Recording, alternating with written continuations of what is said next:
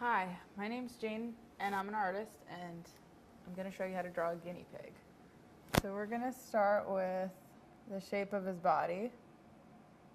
It's kind of like a irregular bean shape. And this, I'm going to go up a little bit here. And then we're going to draw his ears. They're like C shapes but backwards. And his eyes. And his nose. There's his mouth. It's just a line. And tiny little paws. And I'm going to draw a couple of patches of different colors just to give him some fur.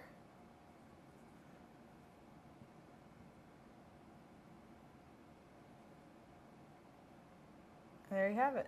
That's how you draw a guinea pig.